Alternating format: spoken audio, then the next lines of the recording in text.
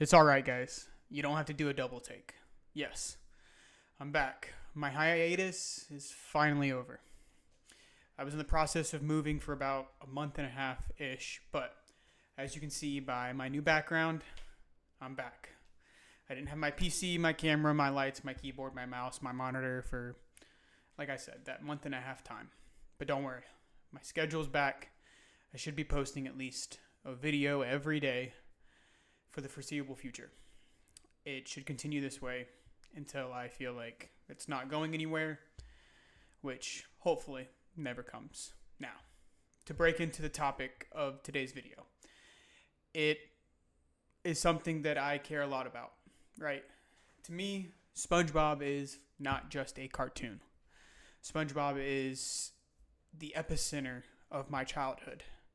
There are three big cartoons that carried me through my childhood.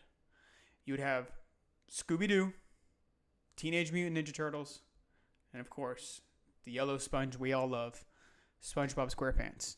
Now, SpongeBob SquarePants started in 1999, created by Steven Hillenburg, a marine biologist turned wacky animator. SpongeBob was quite literally an insight to Hillenburg's soul. A weird, funky, creative, goofy little man who was quite literally just trying to live his best life day to day.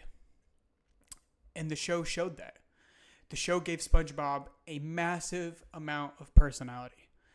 Gave him so much so that I fell in love with it from the very first episode that I ever watched. And throughout the years, SpongeBob continued to grow in my heart.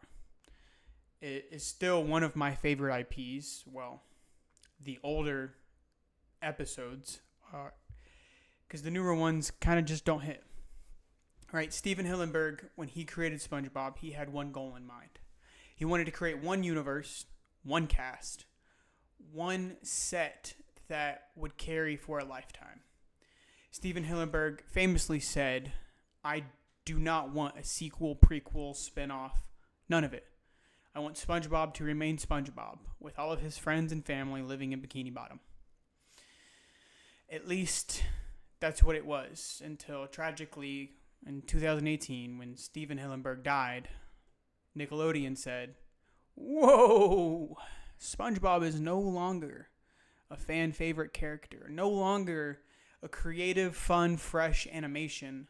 SpongeBob is now our big ticket to corporate greed." Right? They had two paths laid out in front of them. The path that they could use to honor Hillenburg and his creation, and the path they so obviously took. They went down the line making things like The Patrick Show, where you follow Patrick and his family on a talk show, exploring Bikini Bottom. I don't know quite the premise of the show because I only watched one episode before I decided to turn it off. Then you have things like the Krusty Coral or Coral Camp or Coral Pal and Friends. I don't know the actual name of it. But it takes SpongeBob and rewinds it about 20 years and makes him about 5 years old along with his friends and family at a summer camp. Completely changing the animation style and making it CG, which a lot of fans didn't agree with, and me personally, I never wanted to see happen. Like I previously mentioned, Hillenburg did not want a sequel and a prequel. He wanted SpongeBob to stay that character that he designed in 1999. And unfortunately, he did not stay that way. He got dumbed down, I would say. He went from this creative, goofy weirdo, a lot like myself, into this dumbfounded, idiotic persona who now just lives for the bit. And living for the bit is quite literally what is killing SpongeBob, in my opinion. The first season kicks off, and you can tell the animation is a little rough. The animation isn't quite yet polished, but the storyboard is beautiful, and it portrays who SpongeBob is. You get into the second and the third season, and you begin to kind of clean up the animation style while keeping the storyboarding and the lifeline of SpongeBob there. There's still a lot of breath being pushed into SpongeBob. And then you hit the movie in 2004. In 2004, the SpongeBob movie came out. The SpongeBob movie was supposed to be the end-all, be-all. It was supposed to be the last piece of media ever produced for SpongeBob SquarePants. It wasn't supposed to go any further than that. It wasn't supposed to be what it is today. Steven Hillenburg stepped away in 2004, and Nickelodeon said, just because you're gone does not mean SpongeBob is dead. They continued to push it out, still kind of abiding by his guidelines, still kind of creating that funky, fresh character, but ruining quite a lot of seasons in the progress. This was until roughly 2010, 2011, 2012, when Sponge Out of Water came out. Sponge Out of Water was the first project that Hillenburg directly had influence in about 8 to 10 years after the SpongeBob movie. And you could tell. It was fresh, it was fun, and it returned SpongeBob to kind of this childhood image that we all have in our brains when we think of SpongeBob. And following that, we get seasons 12, 13, 14, etc., where Hillenburg kind of has influence. And you can tell the studio and the animators, although not being controlled and produced by Hillenburg, were inspired and influenced by him. And the animation bled over into the true mainstream show that allowed us to kind of see that, hey, maybe we're getting back on track. And then, of course, with Hillenburg's passing in 2018, at 57 years old, after a short battle with ALS, they decided to drive this show into the ground. And when I mean drive this show into the ground, every frame became a gag.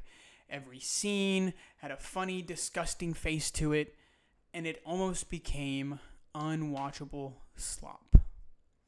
You could slowly see the character of SpongeBob breaking mentally as he traversed through these seasons.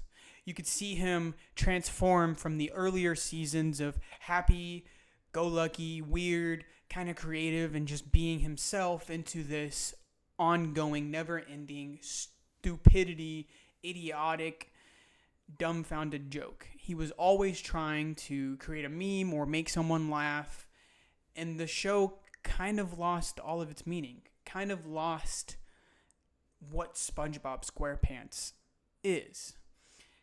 And with that, it slowly started falling and fading away from me. I haven't seen the majority of the new content simply because it's not SpongeBob to me. After Hillenburg's passing, the creativity of the show went into turmoil. It slowly got exploited. Hillenburg's art became vulnerable, and Nickelodeon noticed that. Nickelodeon then decided that, you know what? He's gone. He no longer has a saying in it, and therefore, we can turn SpongeBob into a dollar sign. And like I previously mentioned, that's exactly what they did. They turned him into a dollar sign. They no longer honored his legacy. They no longer pushed the fact that SpongeBob is a character, more of just a placeholder for their dollar bills to be stacked, for the merchandise to be sold, and the spin-offs to be created, and the YouTube channels, and the specials, and it has just become this thing that he never wanted it to be. And I know what you're probably thinking, dude, you're 25 years old, why are you talking about SpongeBob?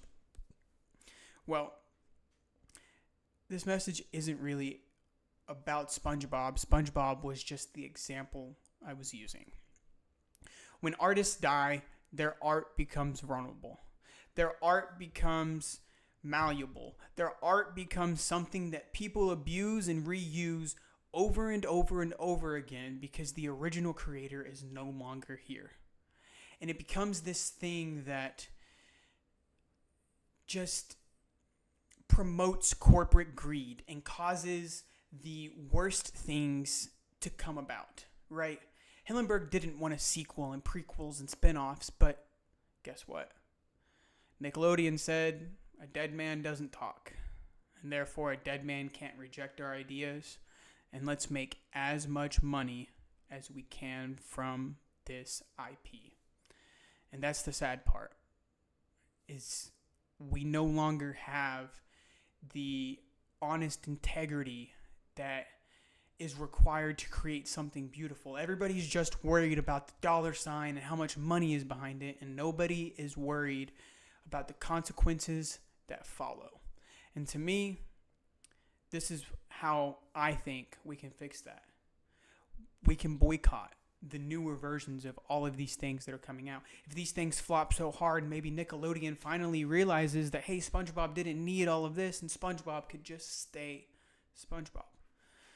And I know, again, I'm kind of making this whole thing about SpongeBob, but the bigger picture is that we have to preserve the purity of things before everything around us is just simply impure and nasty and dirty. And that's the sad part, is I think it's too late. I think it's too late to truly make a difference, but if there's a difference to be made, I would like to make one. And with that, I want to thank you for tuning in. I want to thank you for the support. I want to thank you for making it all the way to the end. And if you have made it all the way to the end, please like, subscribe, leave a comment. It makes my day to go through the comments and to see the likes and to see my community interacting with me. It truly puts a smile on my face. So, from here until the next episode of The Kevin Show, I wish you a good day, a good week, a good month, and I'll see you next time. Thanks for tuning in.